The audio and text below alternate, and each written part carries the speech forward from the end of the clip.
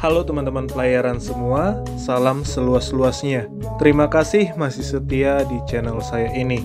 Dan buat yang baru tahu tentang channel YouTube ini, salam kenal ya. Buat teman-teman saya yang ada di Munchen, di Emden, Jerman, yang ada di Genoa, Milan, Italia, di Osaka, Jepang, di Madrid, Spanyol, di Ho Chi Minh atau di Dalat, Vietnam, dari Sabang sampai Merauke, dari Bitung sampai Jayapura, dari Miangas sampai ke Pulau Rote, salam kenal ya. Oke, di video kali ini kita akan kembali membahas histori atau sejarah dan cerita di balik setiap kapal pelni. Kita mau membahas salah satu kapal pelni yang namanya diambil dari salah satu gunung yang lokasinya tidak jauh dari kampung saya, yaitu KM Sinabung. KM Sinabung ini pada masanya disebut sebagai kapalnya orang Medan. Dan rata-rata orang Medan yang ingin ke Jakarta pasti akan menunggu kapal KM Sinabung ini. Padahal saat itu ada KM Kambuna, KM Bukit Seguntang yang juga masuk ke rute Medan Jakarta. Tapi ya tetap aja orang Medan lebih memilih untuk naik KM Sinabung daripada kapal yang lain. Mengingat Sinabung adalah nama gunung yang terletak di Tanah Karo. Tahu dari mana, Kak? Ya, jelas tahu dong. Pada saat itu, mama saya kerja di travel dan selalu mengantar penumpang ke pelabuhan, dan saya selalu ikut mengantar ke pelabuhan maupun mengambil tiket ke kantor pelni yang ada di Medan. Saat itu, kepala cabang di Medan almarhum Bapak Robert Siregar. Karena itulah saya suka dengan kapal laut, khususnya pelni. Oke, di sini saya akan membahas tentang KM Sinabung yang dicap sebagai kapalnya orang Medan dan langsung berubah menjadi kapalnya orang Manado. Pastinya kalian akan bertanya-tanya, "Loh, kok bisa gitu, Kak?" Semua itu ceritanya cukup panjang dan akan saya bahas secara singkat mengenai hal itu. Kalau saya sih nggak masalah ya, karena Medan dan Manado adalah kampung saya. Jadi bisa 2 kali pulang kampung nih. Ngomong-ngomong, saya Bakarmen, Batak Karo Manado, yang juga sama kayak KM Sinabung ini. Video ini sebenarnya cukup berat buat saya karena ada sebuah insiden yang membuat saya selalu menangis kalau mengingatnya. Akibatnya, selama 14 hari saya tidak bisa tidur di malam hari. Ini beneran loh. 14 hari saya tidak bisa tidur karena siangnya saya selalu tidur. Oke, baiklah, kita akan membahas history of KM Sinabung. Tapi sebelumnya, jangan lupa dong untuk bilang terima kasih kepada nahkoda dan kru kapal yang sudah membawa KM Sinabung ini dari Jerman sampai ke Indonesia dengan selamat, sehingga kita punya kenangan dengan kapal ini. Dan untuk nahkoda dan kru kapal yang sedang dinas di KM Sinabung, selamat bertugas ya Pak, stay safe dan kita mulai.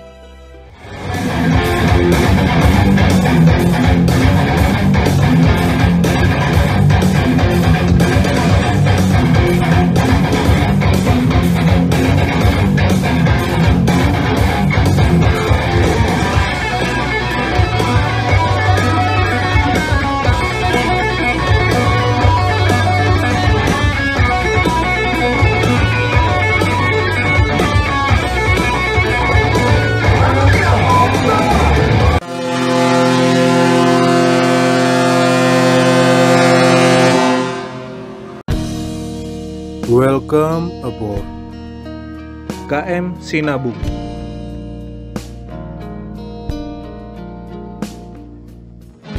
KM Sinabung adalah kapal ke-19 milik PT Pelni yang dibangun pada tanggal 11 November 1996 di galangan Jos Elmer Werft, Papenburg, Jerman.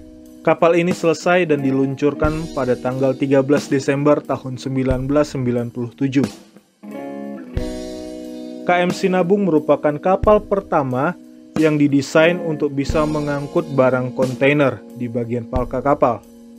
Karena sebelumnya, kapal-kapal pelni didesain hanya untuk mengangkut barang curah di bagian palka kapal. KM Sinabung ini memiliki sister ship yaitu KM Kelut. Supaya kalian tidak salah, KM Sinabung ini lebih dulu dibangun sebelum KM Kelut. bukan sebaliknya.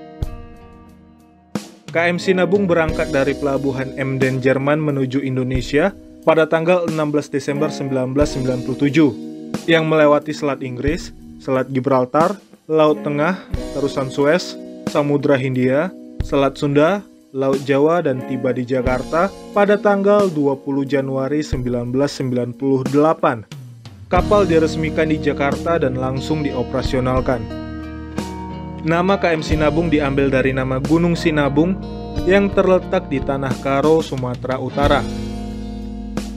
KM Sinabung ini memiliki ukuran yang sama persis dengan KM Kelut, yaitu kapal ini memiliki ukuran panjang 146,5 meter dengan lebar 23,4 meter, kedalaman kapal atau draft kapal 5,9 meter, dengan kapasitas penumpang 1.906 penumpang dan 157 awak kapal. Sampai dengan saat ini, KM Sinabung masih menyediakan fasilitas kamar kelas 1, kelas 2, dan kelas ekonomi. Untuk kelas 1 dapat menampung 144 orang penumpang, kelas 2 dapat menampung 364 orang penumpang, dan kelas ekonomi yang dapat menampung 1.398 orang penumpang.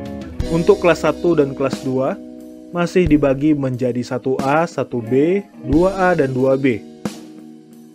Untuk jumlah kapasitas penumpang, jika dibandingkan dengan KM Lambelu, KM Bukit Siguntang, KM Dobon Solo, dan KM Ceremai sebelum menjadi kapal 3-in-1, dan KM Kelut untuk saat ini, KM Sinabung memiliki jumlah kapasitas penumpang yang lebih sedikit dari yang lain, yaitu 1.906 penumpang.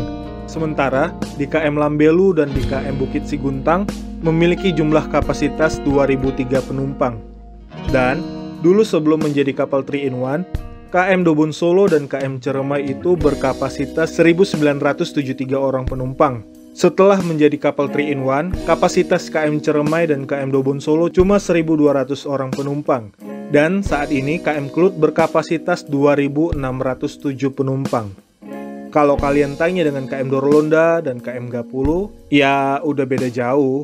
KM Dorolonda dan KM Gapulu itu berkapasitas 2.170 penumpang. Dan Labobar berkapasitas 3.000 orang penumpang. Pasti kalian akan bertanya, kalau jumlah kapasitasnya segitu berarti kapalnya kecil dong? Jawabannya tidak. Ukuran bentuk wujud kapalnya itu sama besarnya dengan KM Kelut, KM Lambelu, KM Bukit Siguntang, KM Labobar, KM Dorolonda, KM Gapulu, KM Dobon Solo, dan KM Ceremai. Hanya jumlah seat tempat tidurnya aja yang tidak sebanyak kapal-kapal yang sudah saya sebutkan tadi. Rute awal KM Sinabung ini start dari Jakarta menuju Batam, Belawan, Tanjung Balai Karimun, Muntok, Jakarta.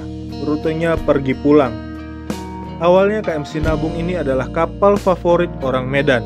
Dulu orang-orang Medan yang ingin pergi ke Jakarta pasti memilih KM Sinabung dan tidak mau dengan KM Bukit Siguntang. Namun karena ada sebuah insiden, KM Sinabung langsung dicap sebagai kapal rusak, kapal bobrok sama orang Medan. Dan karena itu, warga Medan langsung berpaling ke KM Kelut. Karena popularitas KM Sinabung jadi buruk di kampung halamannya, KM Sinabung dialihkan rutenya melayari wilayah Indonesia Timur, yang start dari Jakarta menuju Semarang, Makassar, Bau-Bau, Banggai, Bitung, Ternate, Sorong, Manokwari, Biak, Serui, Jayapura. Rutenya pergi pulang. Lalu di tahun 2014, KM Sinabung menggantikan rute KM Lambelu yang melayari dari Kijang menuju Jakarta, Surabaya, Makassar, Bau-Bau, Namlea, Ambon, Ternate, Bitung. Rutenya pergi pulang. KM Sinabung menggantikan rute KM Lambelu karena KM Lambelu sudah sangat lelet dengan jadwal yang sudah ditetapkan. Dan banyak orang sampai mencap KM Lambelu sebagai kapal siluman karena kedatangan kapalnya yang tidak jelas. Di tahun 2016, KM Sinabung berganti rute lagi dan melayari dari Surabaya menuju Makassar, Bau-Bau, Banggai, Bitung, Ternate, Sorong, Manokwari, Biak, Serui, Jayapura. Rutenya pergi pulang. Di tahun 2018 dan sampai saat ini, KM Sinabung melayari rute dari Surabaya menuju Makassar, Bau-Bau, Banggai, Bitung, Ternate, Babang, Sorong, Manokwari, Biak, Jayapura. Rute kapalnya pergi pulang. Sebelum diganti registrasi menjadi Jakarta di tahun 2015, awalnya KM Sinabung ini terregistrasi di Belawan. Kecepatan KM Sinabung pada saat kondisi masih baru dapat melaju dengan kecepatan maksimum 22,4 knot. Namun sekarang KM Sinabung berlayar dengan kecepatan 17 knot saat berlayar. Dan itu tergantung dengan cuaca di tengah laut. Godmother atau ibu pelindung dari KM Sinabung ternyata tidak sama dengan Godmother KM Kelut. Biarpun kedua kapal ini kakak adik, tapi berbeda ibu. Tidak sama seperti KM Gapulu dengan KM Dorolonda. Untuk KM Sinabung, Godmother-nya itu ialah Ibu Mari Elka Pangestu, Menteri Perdagangan di tahun 1998. Sementara Godmother KM Kelut adalah Ibu Suflini Izar, istri Dubes Indonesia yang ada di Jerman pada saat itu. KM Sinabung ini memiliki 10 tingkat dek. Dek 1 adalah ruang mesin kapal.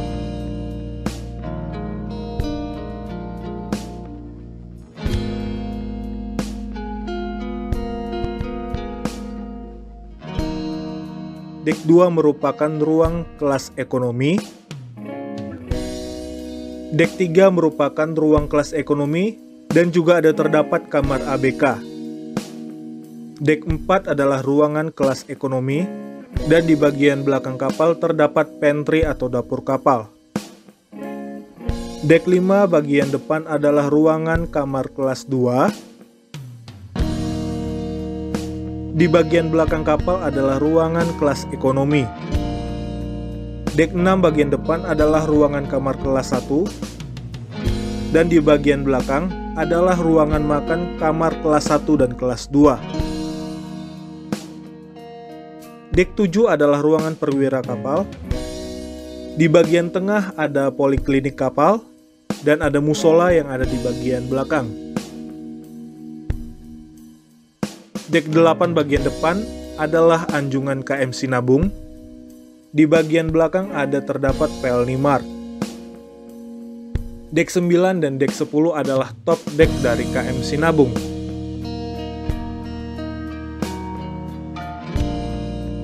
Untuk alat keselamatan yang ada di KM Sinabung, kapal ini dilengkapi dengan 12 set sekoci besar yang ada di atas kapal KM Sinabung, yang dibagi menjadi 6 set bagian sisi kiri dan 6 set di bagian sisi kanan, 10 ukuran besar dan 2 ukuran kecil. Untuk ukuran besar dapat menampung 150 orang penumpang dan yang kecil dapat menampung 60 orang penumpang. Dan tidak hanya itu saja, KM Sinabung juga dilengkapi dengan life raft atau sekoci kapsul yang ada di atas KM Sinabung yang berjumlah kurang lebih 120 kapsul. Untuk satu sekoci kapsulnya ini dapat menampung penumpang sebanyak 25 orang penumpang. Kapal ini juga dilengkapi dengan pintu kedap air. Jadi untuk alat keselamatan yang ada di KM Sinabung ini sudah sangat safety. KM Sinabung adalah kapal pertama yang didesain untuk mengangkut kontainer. KM Sinabung ini dipasang derek atau kren tunggal yang mampu mengangkut kontainer dengan berat maksimal 25 ton. Dan kapal ini mampu membawa kontainer sebanyak kurang lebih 31 kubik kontainer. Oke, kita akan masuk ke bagian insiden itu. Tapi karena saya belum siap, saya lewatin dulu ya. Pada tanggal 22 Desember tahun 2016, KM Sinabung ini kandas di perairan Dulah Laut Tual. Kapal kandas selama kurang lebih 6 hari. KM Sinabung ini berhasil dievakuasi setelah dibantu tarik oleh KM Gapulu yang kebetulan berada di sana.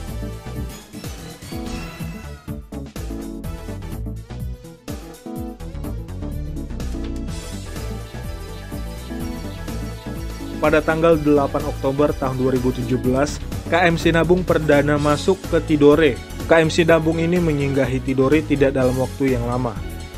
Di tahun 2020 kemarin, KM Sinabung akhirnya kembali melayari rute Jakarta-Batam-Belawan pada bulan April tahun 2020, yang pada saat itu KM Kelut port stay karantina di Belawan. KM Sinabung pulang kampung selama kurang lebih 1 bulan saja dan tidak membawa penumpang. Biarpun kapal tidak membawa penumpang, reaksi warga Medan yang mengetahui kalau KM Sinabung melayari rute Medan-Jakarta bukan senang, tapi sebaliknya. Saya melihat respon tersebut di berbagai sosial media, mulai dari Facebook, Friendster, Pager, bahkan dari kolom komentar YouTube saya setelah saya menginformasikan bahwa KM Sinabung akan menggantikan rute KM Kelut untuk sementara saja karena KM Kelut sedang port stay karantina di Belawan. Aneh ya, padahal kapal ini bawa nama dan memiliki hiasan dinding yang khas dari Sumatera Utara. Dulu KM Sinabung ini sebagai primadona di kota Medan, tapi sekarang ditolak di kampung halamannya sendiri. Oh iya, jika teman-teman tahu atau pernah melihat video saya yang ini, nah, di tahun 2018 kemarin itu, saya ketemu dengan KM Sinabung. Saya ketemu dengan KM Sinabung di Surabaya. Saya ngomong seperti ini dalam hati saya. Kalau sampai saya terpaksa harus pulang ke Medan, kapal ini juga harus ke Medan dengan waktu yang sama seperti saya berada di Medan. Tahu-tahu kejadian. By the way, ini saya beneran dan bukan halu, karena kalimat itu saya yang ucapkan saat sebelum KM Sinabung lepas tali dari Surabaya. Pada saat pandemi COVID-19 melanda dunia di tahun 2020, KM Sinabung port stay di Jakarta setelah turun dok tahunan di Lampung pada bulan Maret. KM Sinabung port stay pada tanggal 7 April tahun 2020 sampai tanggal 23 April tahun 2020. Di tanggal 24 April tahun 2020, KM Sinabung ditugaskan mengangkut barang logistik ke Kijang, Batam, dan Belawan sampai pada bulan Mei tahun 2020. Di tanggal 18 Mei tahun 2020, KM Sinabung meninggalkan Jakarta dan kembali ke rute semula yang melayari dari Surabaya sampai ke Jayapura. Jadwal dok KM Sinabung selalu di bulan Maret, tapi tidak jarang untuk naik dok di bulan Februari.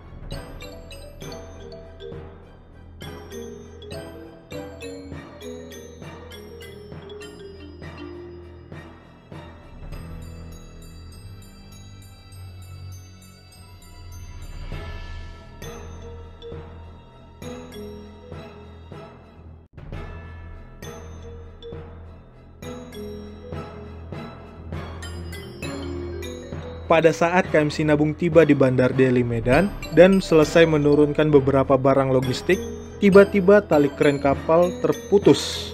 Beruntung tidak ada korban jiwa dan orang lain tidak ada yang tahu. Oke, dan ini adalah alasan kenapa KM Sinabung berhenti dari rute Medan-Jakarta dan dialihkan rutenya untuk melayari wilayah Indonesia bagian timur. Sebelum saya mulai, saya disclaimer terlebih dahulu. Yang pertama, saya sudah berjanji untuk tidak menampilkan dan menyebarluaskan dokumentasi dari peristiwa ini ke publik dalam bentuk apapun. Yang kedua, kalaupun saya perlihatkan, saya yakin kalian tidak akan percaya karena pasti akan dianggap editan Photoshop dan fotokopi. Jadi akan mubazir juga sih. Yang ketiga, ini yang perlu digarisbawahi. Pada saat insiden ini, pastinya ada penumpang kapal yang menjadi saksi hidup dari kejadian kapal ini. Jadi jika ada orang yang mungkin salah satu penumpang dari KM Sinabung itu yang punya dokumentasi peristiwa saat itu atau mungkin bisa menggambarkan dalam bentuk sketsa dan mempublikasikan di internet, itu bukan saya ya, karena saya sudah sebutkan di butir pertama tadi. Oke? Nah, kita masuk ke bagian insiden yang pernah dialami sama KM Sinabung ini.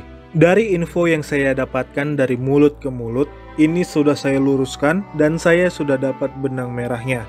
Ternyata, pada tanggal 17 Agustus 1998, pada jam 4:20 pagi, KM Sinabung bertabrakan dengan kapal bulk carrier berbendera Panama, yaitu kapal World North.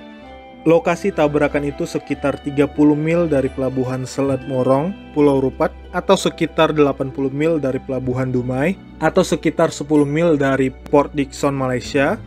Saat itu KM Sinabung membawa 1.348 orang penumpang dari arah Belawan menuju Jakarta. Jadi kurang lebih baru 7 bulan kapal berlayar di Indonesia sudah terjadi tabrakan. Lambung kanan bagian buritan KM Sinabung ditabrak sama kapal ini yang sedang berlayar dari arah Singapura menuju Spanyol. Kalau menurut analisa saya, posisi kapalnya kayak crossing gitu. Akibat dari kecelakaan tersebut menyebabkan adanya beberapa korban dari penumpang KM Sinabung. Saat itu kondisi KM Sinabung rusak sangat parah karena jangkar kapal tanker menempel di badan KM Sinabung. Namun secara teknis KM Sinabung masih bisa berlayar dengan normal. Kondisi mesin masih bagus dan sangat prima.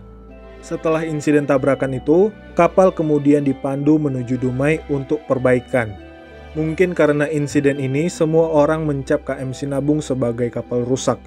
Setelah kapal turun dok dari insiden itu, saat itu kalau saya tidak salah perbaikan kapalnya memakan waktu cukup lama, rute KM Sinabung dialihkan ke Indonesia bagian timur dan melayari dari Jakarta menuju Semarang, Makassar, Bau-Bau, Banggai, Bitung, Ternate, Sorong, Manokwari, Biak, Serui, Jayapura. Rute kapalnya pergi pulang. Untuk proses perbaikan kapal KM Sinabung ini, kalau saya tidak salah, tim dari galangan Jerman ikut turun tangan dalam perbaikan KM Sinabung ini di Dumai. Satu lagi, ini yang sangat mengganggu di pikiran saya. Ini apakah hanya kebetulan atau seperti sebuah pertanda ya untuk KM Sinabung? Semua foto-foto dokumentasi KM Sinabung saat masih di Jerman, alias masih kondisi fresh dari oven, itu mengambil sudut sisi lambung kanan kapal. Coba perhatikan 5 foto ini. Semua mengambil dari sudut lambung kanan kapal ini kan? Dan cuman satu gambar aja yang mengambil sudut bagian kiri kapal. Ini hanya kebetulan saja atau orang dari galangan Jerman sudah memprediksikan akan terjadi sesuatu dengan kapal ini di lambung sisi kanan kapal Sinabung. Pada tahun 2015 saat KM Sinabung naik dok, kapal Sinabung ini melakukan peremajaan ulang fasilitas yang ada di dalam kapal ini, seperti perbaikan toilet, penambahan wallpaper dinding kapal, dan destinasi wisata Let's Go to Bunaken.